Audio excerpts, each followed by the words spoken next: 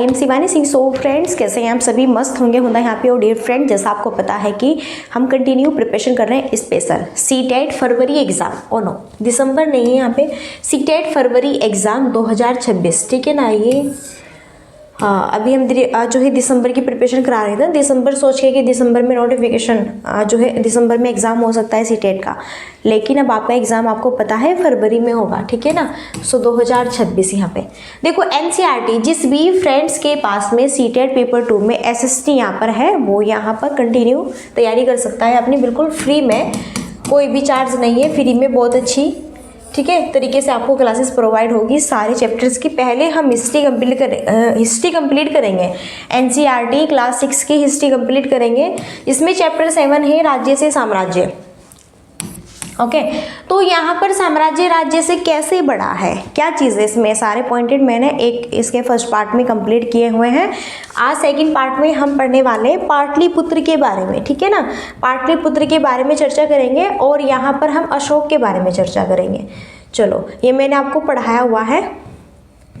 आज हम पढ़ने वाले हैं पाटलिपुत्र के बारे में। और देखो, जो पाटलिपुत्र है आपका कहाँ पर है वो, बिहार, पटना, ठीक है ना। चलो, तो यहाँ पर आज हम चर्चा करेंगे पाटलिपुत्र। यहाँ से क्वेश्चन ये भी बन सकता है कि पाटलिपुत्र का आधुनिक नाम क्या है, तो यहाँ पर आधुनिक नाम इसका पटना, पाटलिपुत्र का आधुनिक नाम क्या था यहाँ पर, पटना, ठीक है ना। ये भी आप याद रखिए पॉइंट्स। यह एक विशाल, देखो हम पाटलिपुत्र जो बिहार में जो पटना है उसकी बात कर रहे हैं। पटना बिहार की जो कैपिटल है, ठीक है ना, पाटलिपुत्र भी कहते हैं इसको, हम इसकी चर्चा कर रहे हैं। यह एक बहुत ही विशाल और खूबसूरत नगर है, ठीक है ना। यह एक विशाल प्राचीर से घिरा है जिसमें 570 बुर्ज और 64 द्वार है। 2 और 3 मंजिल वाले घर लकड़ी और कच्ची ईंटों से बने हैं। राजा का महल भी कांच से बना है जिसे पत्थर की नक्काशी से अलंकृत किया गया है। यह चारों तरफ से उद्यानों और चिड़ियों के लिए बने बसेरों से घिरा हुआ है। अब देखो यहाँ से कैसे क्वेश्चन बनेगा सीटेट पेपर 2 में, तो सीटेट पेपर 2 में एसएसटी में यहाँ से क्वेश्चन बनेगा कि पाटलिपुत्र, ठीक है ना, पाटलिपुत्र के बारे में आप जो है यहाँ पर सही कथन की, ठीक है ना, यानी कि आप पाटलिपुत्र के बारे में सही कथन की यहाँ पर जांच करें। ओके, तो फ्रेंड्स नीचे आपको बहुत सारे ऑप्शन दिए होंगे, ओके, जिसमें होगा कि पाटलिपुत्र एक विशाल और खूबसूरत नगर है, बिल्कुल सही बात है, और यह एक विशाल प्राचीर से घिरा हुआ है, बिल्कुल। फिर यहाँ पर पूछेगा कि इसमें 570 बुर्ज और 64 द्वार है, बिल्कुल। तो अगर 570 से 571 पूछे या फिर इससे कम पूछे वो गलत हो जाएगा। और 64 द्वार है, ध्यान रखिए, अगर ऑप्शन में 62 द्वार आए तो वो गलत होगा। ऐसे ही तो स्टेटमेंट में क्वेश्चन बनते हैं और ये हमारे गलत होते हैं। क्यों होते हैं? क्योंकि हम अच्छे से थ्योरी नहीं पढ़ते, इसलिए ये चीज़ें। सीटेट पेपर 2 सिर्फ और सिर्फ यहीं से सारी चीज़ें आपकी बनाता है पेपर, ठीक है, यहीं से छापता है और कहीं से पेपर नहीं बनता इनका, सिर्फ और सिर्फ एनसीईआरटी से बनता है। तो देख लो, इसमें 570 बुर्ज है और 64 द्वार है पाटलिपुत्र नगर में। 2 और 3 मंजिल वाले घर भी हैं, लकड़ी और कच्ची ईंटों से बने हैं। तो पाटलिपुत्र में 2-3 पूछा जा सकता है कि कितनी मंजिल वाले घर, लकड़ी और कच्ची ईंटों से बने हैं। 2 और 3 मंजिल वाले घर भी पाटलिपुत्र में हैं।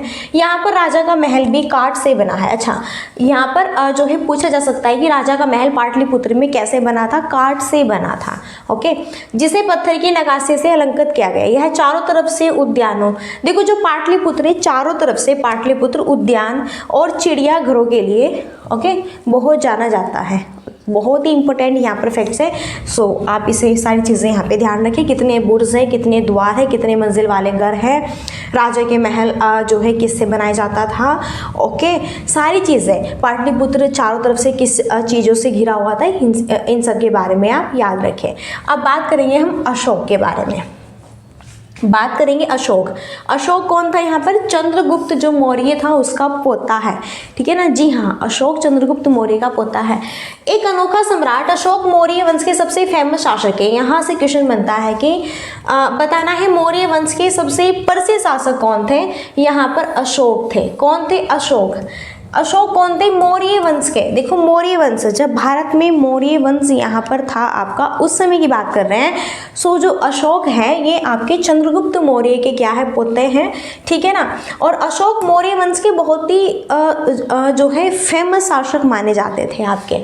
वह ऐसे पहले शासक थे जिन्होंने अभिलेखों द्वारा जनता तक अपने संदेश पहुंचाने की कोशिश की। देखो वह ऐसे पहले शासक थे, कौन? अशोक ऐसे पहले शासक बने जिन्होंने अभिलेखों द्वारा जनता तक अपने संदेश पहुंचाने की कोशिश की। यहाँ से क्वेश्चन बनेगा कि वह पहले शासक कौन थे जिन्होंने अभिलेखों द्वारा जनता तक अपने संदेश पहुंचाने की कोशिश की? वो था यहाँ पर कौन? अशोक। ऐसे क्वेश्चन बनेंगे। अशोक के ज्यादातर अभिलेख प्राकृत भाषा में और ब्राह्मी लिपि में। यहाँ से क्वेश्चन बनता है कि बताना है अशोक के अभिलेख या फिर अशोक के जो यहाँ पर अभिलेख है वो किस भाषा में है। तो भाषा कौन सी है? अशोक के जो अभिलेख है, ठीक है ना, उसमें भाषा है प्राकृत भाषा, और पूछे कि किस लिपि में है, तो ब्राह्मी लिपि में है। याद रखिए अशोक के ज्यादातर जो अभिलेख है प्राकृत भाषा है और लिपि ब्राह्मी है। ओके, चीजें क्लियर हुई? नेक्स्ट अभी हम देखो अशोक के बारे में बात कर रहे हैं। कलिंग युद्ध का वर्णन करता हुआ अशोक का अभिलेख, अपने एक अभिलेख में अशोक ने यह बात कही। देखो कलिंग युद्ध का वर्णन, अब यहाँ पर जो अशोक, अभी हम यहाँ पर अशोक के अभिलेखों की चर्चा कर रहे हैं।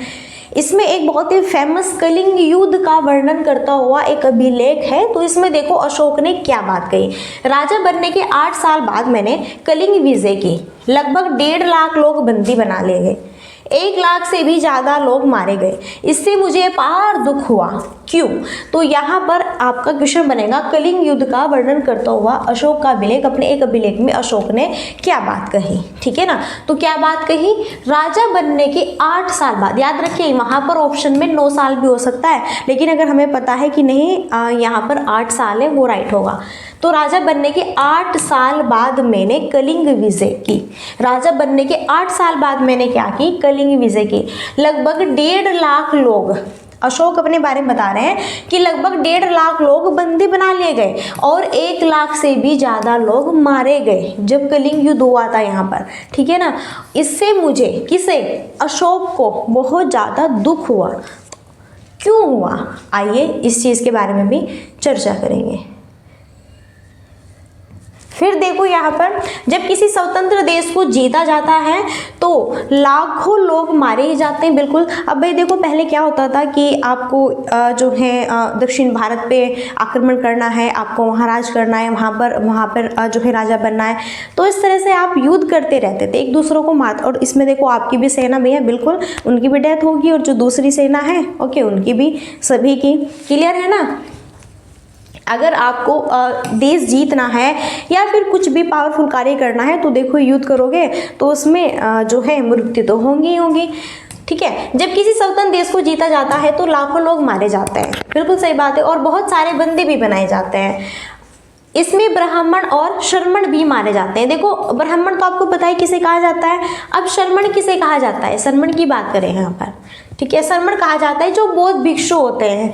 कौन? जो बौद्ध धर्म के लोग होते हैं उन्हें शर्मण कहा जाता है, ठीक है। जो लोग अपने सगे संबंधी और मित्रों को बहुत प्यार करते हैं तथा दासों और मृतकों के प्रति दयावान होते हैं, वे भी युद्ध में या तो मारे जाते हैं या अपने प्रियजनों को खो देते हैं। इसलिए मुझे पश्चाताप हो रहा है कि अब मैंने धर्म पालन करने एवं दूसरों को इसकी शिक्षा देने का निश्चय किया है। अशोक अपने बारे में चर्चा कर रहे हैं। देखो यहाँ पर अशोक का एक अभिलेख कलिंग युद्ध, ठीक है ना, इसके बारे में जो है चर्चा है। तो इन्होंने क्या कहा यहाँ पर कि 1.5 लाख यहाँ पर लोग मारे गए, नहीं 1.5 लाख लोगों ने युद्ध किया, 1 लाख लोग यहाँ पर मारे गए। इससे मुझे बहुत दुख हुआ, अपार मैं दुखी हूँ इस चीज़ से। तो अशोक यहाँ पर फिर देखो क्या कह रहे हैं कि भैया मुझे अब ये सारी चीज़ें, अपनी गद्दी वद्दी राजगद्दी सब कुछ त्यागनी होगी और मुझे अब कुछ नहीं करना, ना यहाँ पे युद्ध बिल्कुल भी नहीं लड़ना। जी हाँ, इन्होंने ये निर्णय लिया कि मुझे युद्ध बिल्कुल भी नहीं लड़ना। इसमें क्या होता है कि दूसरे भी जो है लोग मारे जाते हैं, हम भी, और अलग अलग जो है जाति के लोग, और भैया जो है उनकी फैमिली जो है बहुत दुखी होते, निराश। इस तरह से सारी चीज़ें इन्होंने अपने विलेख में बताई, ठीक है ना, अशोक ने। फिर इन्होंने निश्चय लिया यहाँ पर कि अब मैं यहाँ पर युद्ध नहीं करूँगा, ठीक है ना। फिर अशोक कह रहे हैं अपने बारे में कि मैं मानता हूं कि धर्म के माध्यम से लोगों का दिल जीतना बलपूर्वक विजय पाने से ज़्यादा अच्छा है, पर ये अभिलेख भविष्य के लिए एक संदेश के रूप में इसलिए उत्कीर्ण कर रहा हूं कि मेरे बाद मेरे बेटे और पोते भी युद्ध न करें। इसके बदले उन्हें यह सोचना चाहिए कि धर्म को कैसे बनाया जाए, ठीक है ना, धर्म को कैसे बनाया जाए। तो यहाँ पर देखो अशोक अपने बारे में बता रहे हैं, कह रहे हैं कि धर्म के माध्यम से लोगों का दिल जीतना बलपूर्वक विजय पाने से ज़्यादा अच्छा है। कह रहे हैं कि यहाँ पर बौद्ध धर्म, अब देखो अशोक ने फिर बौद्ध धर्म की यहाँ पर यानी कि बौद्ध भिक्षु अपना लिया। ओके, सारी चीज़ें इन्होंने अपनी यहाँ पे त्याग दी, युद्ध वुद्ध नहीं करना बिल्कुल भी। फिर यहाँ पर अशोक ये कह रहे हैं अपने अभिलेख में भविष्य के लिए इन्होंने ये चीज़ें लिखी हुई है कि आगे मेरे जो बच्चे हैं, ओके, जो मेरा बेटा है, जो मेरे पोता है, ठीक है, वो भी युद्ध न करें, इस चीज़ के बारे में। अब हम पढ़ेंगे अशोक का कलिंग युद्ध। अशोक का कलिंग युद्ध, कलिंग तटवर्ती उड़ीसा का प्राचीन नाम है। यहाँ से क्वेश्चन बनता है कि कलिंग किस राज्य का प्राचीन नाम है।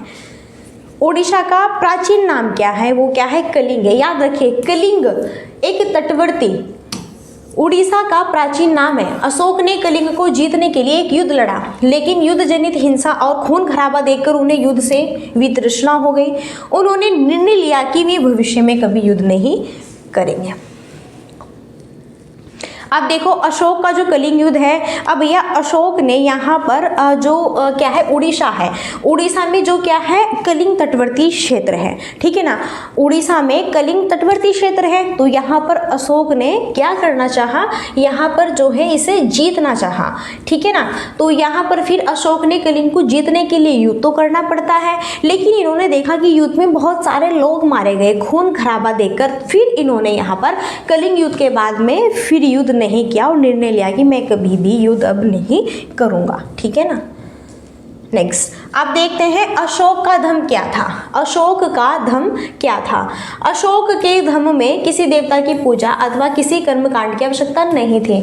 अब देखो अशोक ने बौद्ध धर्म यहाँ पे अपना लिया है, तो अशोक के धर्म के बारे में भी चर्चा कर रहे हैं। यहाँ से स्टेटमेंट वाले क्वेश्चन बनते हैं कि क्या अशोक के धर्म में किसी देवता की पूजा अथवा किसी कर्मकांड की आवश्यकता पड़ती थी। बिल्कुल नहीं। याद रखें, देखो अशोक का जो धर्म है वो देवता की पूजा या फिर किसी कर्मकांडों की आवश्यकता नहीं होती थी। उन्हें लगता था कि जैसे पिता अपने बच्चों को अच्छे व्यवहार की शिक्षा देते हैं, वैसे ही यह उनका कर्तव्य था कि अपनी प्रजा को निर्देश दे। वे बुद्ध के उपदेशों से भी क्या हो, प्रेरित हुए थे, ठीक है ना। बहुत इंपॉर्टेंट फैक्ट्स हैं, बहुत ही बेहतरीन, यहाँ पर सारी चीज़ें क्लियर है। तो अशोक का धर्म क्या था, इस चीज़ के बारे में भी हमने चर्चा की है। आइए आगे देखते हैं नेक्स्ट। फिर ऐसी कई समस्याएं थी जिनके लिए उनमें संवेदनाएं थी।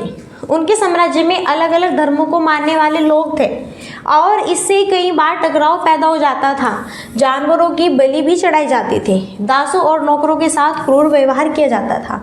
इनके अलावा परिवार में व पड़ोसियों के बीच भी झगड़े होते रहते थे। अशोक ने यह फील किया कि इन समस्याओं का निदान उनका कर्तव्य है, इसलिए उन्होंने धम्म महामात नाम के अधिकारियों की नियुक्ति की, जो जगह जगह जाकर धर्म की शिक्षा देते थे। अब देखो भैया अशोक ने क्या किया, इन्होंने देखा कि अगर आपको कुछ चीज़ जीतनी है, यहाँ पर कुछ क्षेत्र जीतना है, कहीं पर राज करना है, तो युद्ध करना पड़ेगा, खून खराबा होगा, आपकी भी सेना मारी जाएगी, आपके भी लोग मारे जाएंगे, सगे संबंधी आपके भी मारे जाएंगे और दूसरी भी जो है पार्टी के, ठीक है ना, मारे जाएंगे यहाँ पर। फिर इन्होंने क्या किया, यहाँ पर धर्म को अपनाया इन सभी समस्याओं को देखते हुए, ठीक है ना, कि भैया कैसे एक दूसरे के प्रति क्रूरता फैलाई हुई है, तो इन सबको फिनिश करो। बिल्कुल भी इसका कोई इरादा यहाँ पर युद्ध करने का और कुछ भी कि मुझे यहाँ राज करना है, वो करना है, ये सारी चीज़ें अब अशोक ने त्याग दी है, ठीक है।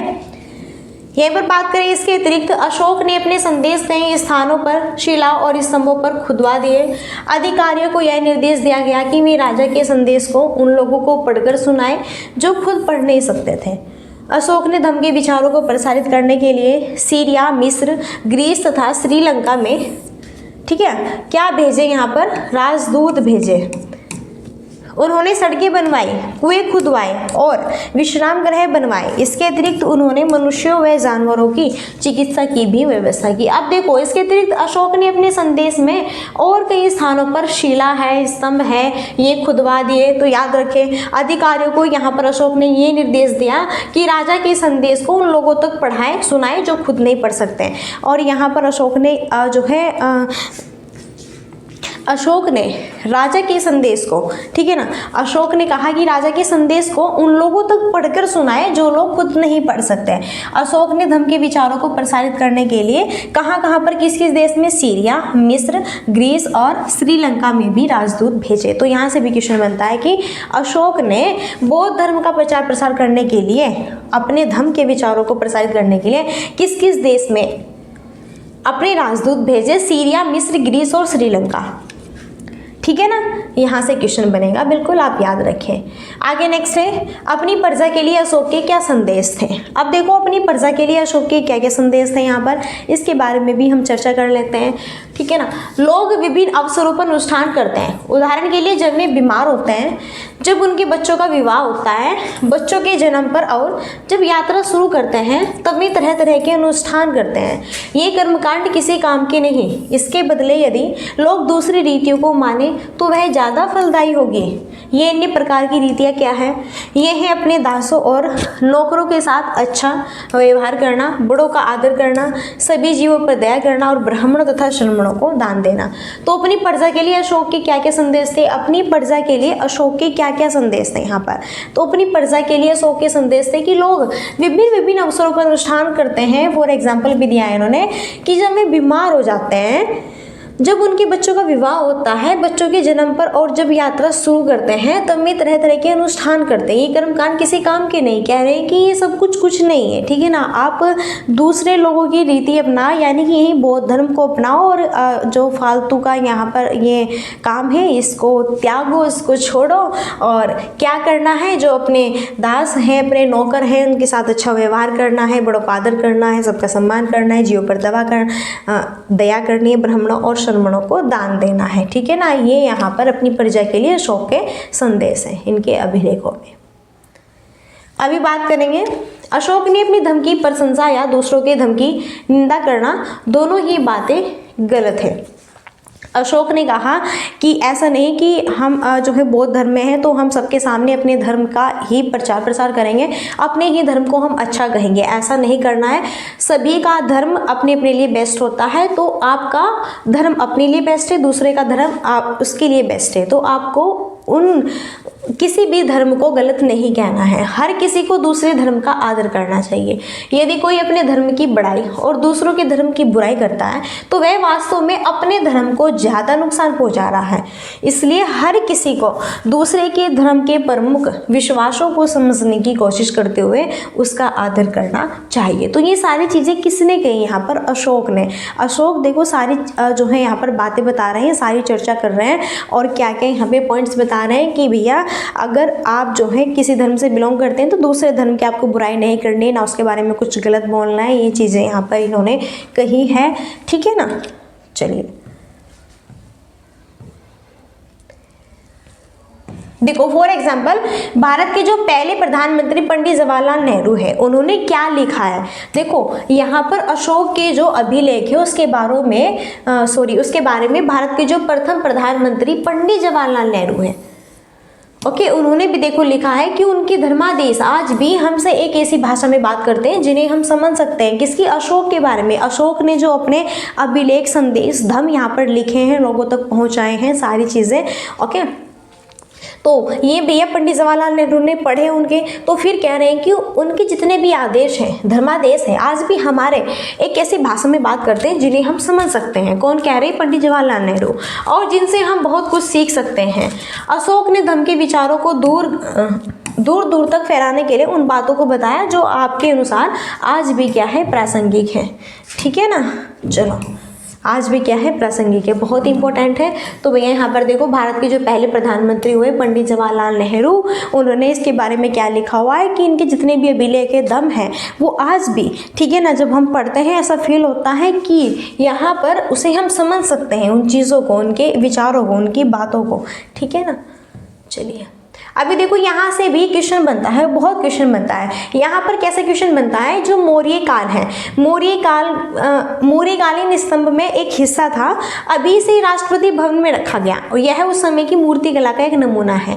तो ये कहाँ पर है, ये बिहार के रामपुरवा में स्थित है। जी हाँ, यहाँ से क्वेश्चन बनते हैं। उत्कृष्ट पॉलिश वाले पत्थर की एक मूर्ति, उत्कृष्ट पॉलिश वाला पत्थर है। इस मूर्ति को ध्यान से देखो, देखो इस मूर्ति को ध्यान से आप देखो यहाँ पर, ठीक है ना, किस तरह की ये मूर्ति आपको दिखाई दे रही है। ये कहां पर है, बिहार के रामपुरवा में, बिहार के रामपुरवा में, ठीक है ना।